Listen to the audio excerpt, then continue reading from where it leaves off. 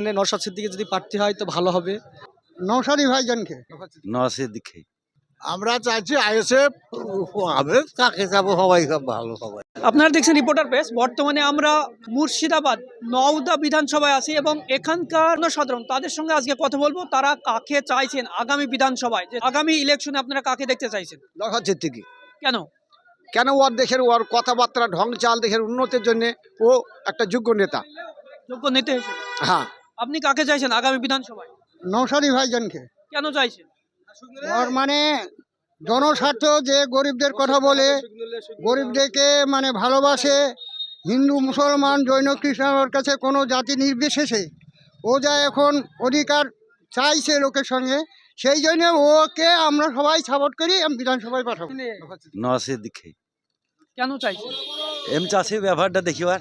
আগামী নির্বাচনকে সামনে রেখে নওদা বিধানসভা থেকে আপনাদের আওয়াজ বিধানসভায় তুলবে, সেই হিসাবে কোন দল বা কোন সংগঠনকে চাইছেন?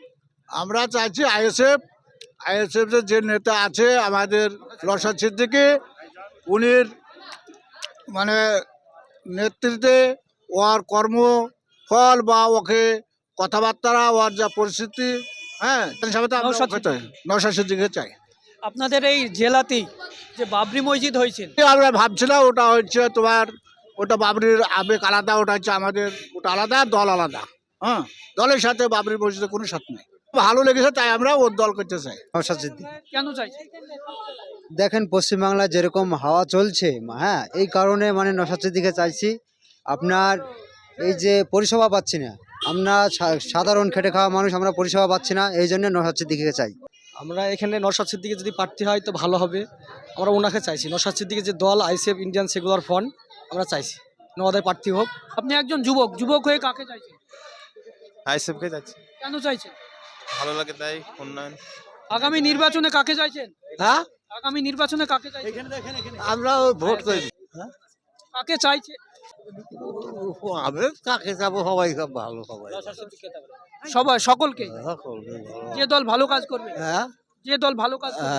কিন্তু আমার কথা কি, আমরা যাকে দেব, আমি যাকে কথা দেবো তাকে দেবো। কাকে চাইছেন? এক মুখ্যমন্ত্রী হিসেবে কাকে দেখতে চাইছেন? মমতা বন্দ্যোপাধ্যায়, না বিজেপি, না নওশাদ সিদ্দিকী? ওই সিদ্দিকী দিতে হবে, সিদ্দিকীকে। কেন কেন চাইছেন আপনি? যে ভালো কাজ করবে তাকে দেবো। ও তো কোনো কাজই করেনি এখনো, ওনার পার্টি তো সংগঠন গঠন করতে পারেনি। করবে তো, আশায়, আশাই করবে, ভরসা যে কাজ করবে বলে। করবে বলে তো লিখে করছে। দেখেছেন কখনো নওশাদ সিদ্দিকীকে? আমি দেখবো কি রে বাপ, আমি ভাষণ শুনেছেন ওনার? হ্যাঁ? ওনার বক্তব্য শুনেছেন? হ্যাঁ, স্কুলে শুনে আসলো তো, নওশাদ সিদ্দিকীর বক্তব্য শুনেছেন? যে স্কুলে শুনে আসলো, স্কুলে শুনলো। আমরা কথা বললাম এখানকার বাসিন্দাদের সঙ্গে, নওদা বিধানসভার বাসিন্দাদের সঙ্গে। মানুষের মতামতের মধ্যে দেখতে পেলাম তারা আইএসএফকে চাইছেন। তাদের আওয়াজ নওদা থেকে বিধানসভায় তুলে ধরার জন্য আইএসএফের প্রার্থীকে তারা চাইছে নওদা থেকে। ধন্যবাদ।